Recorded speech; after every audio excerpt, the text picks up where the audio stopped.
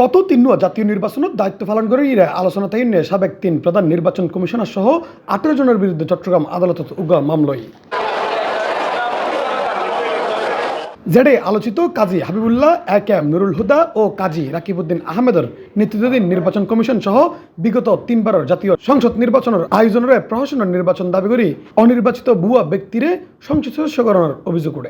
তারা ৩টা নির্বাচন করেছে বাংলাদেশের জনগণকে বাইরে রেখে, এবং কতগুলো ভুয়া ব্যক্তিকে এমপি হিসাবে ডিক্লেয়ার করেছে। আমরা বলেছি এটা রাষ্ট্রদ্রোহিতার অবদান ওনারা করেছেন, এবং যারা এসব এই নির্বাচিত বলে দাবি করেছেন তারা করেছেন। এবং তারা আরও একটা কাজ করেছে, নির্বাচিত না হয়েও এমপি হিসাবে পরিচয় দিয়ে ফলস পার্সোনেশন করেছে, এবং এমপি হিসাবে বিভিন্ন সুযোগ সুবিধা নিয়ে জাতির সাথে প্রতারণা করেছে। সেই জন্য রাষ্ট্রদ্রোহিতা, প্রতারণা, মিথ্যা পরিচয়ের অভিযোগে আমরা মামলাটা আনয়ন করেছি। আদালত আমাদের মামলাটা গ্রহণ করেছে এবং চট্টগ্রামের সিনিয়র পুলিশ কর্মকর্তা দিয়ে তদন্তের জন্য বিষয়টা প্রেরণ করেছে। 18 সেপ্টেম্বর বুধবার মুখ্য মহানগর হাকিমুর আদালতত মামলাগান করে চকবাজার থানার বাসিন্দা মোহাম্মদ একরামুল করিম আদালতত অভিযোগ তদন্ত করে চট্টগ্রাম মেট্রোপলিটন পুলিশের প্রতিবেদন দাখিল করানোর নির্দেশ দেওয়া হয়। মামলা দায়ের করানোর পরপর মামলার বাদী একরামুল করিম হয় 2014, 2018, 2024 সালত ভুয়ো নির্বাচনের আয়োজনের ঘটনায় সাবেক 3 প্রধান নির্বাচন কমিশনের নেতৃত্বাধীন ইসি সহ মোট 18 জনের নাম উল্লেখ করে এই মামলা গড়ই।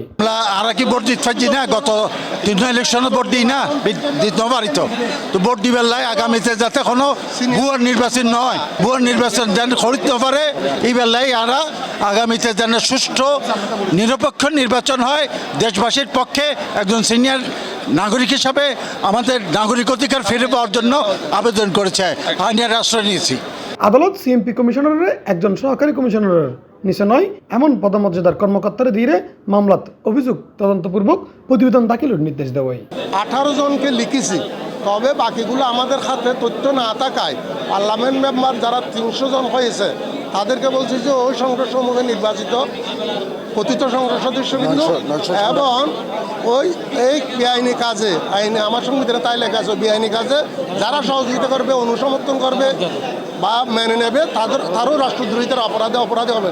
সেই হিসাবে ওই 3টা নির্বাচন আয়োজনে ইলেকশন কমিশন ব্যতীত যেই সব সরকারি কর্মকর্তা বা রাজনৈতিক নেতৃবৃন্দ সমর্থন করেছে তাদেরকেও আমরা আসামি করেছি, বলেছি এটা তদন্ত করে এদেরকে চিহ্নিত করার জন্য, কারণ এদের ডাটা আমার বাদীর কাছে এখন রেডিমেড নাই। তবে ওরা কারা এটা পার্লামেন্টে খোঁজ নিলে পাওয়া যাবে। এরও কিন্তু আসামি, এরও আমার সংবিধান অনুযায়ী অপরাধ করেছে। উল্লেখ্য উক্ত মামলাত বাকি আসামিগুলোর মধ্যে সাবেক প্রধানমন্ত্রী শেখ হাসিনা ও সাবেক সেতুমন্ত্রী ওবায়দুল কাদেরের নামও আছে। ইফতেখার নতিশন, C+, চট্টগ্রাম।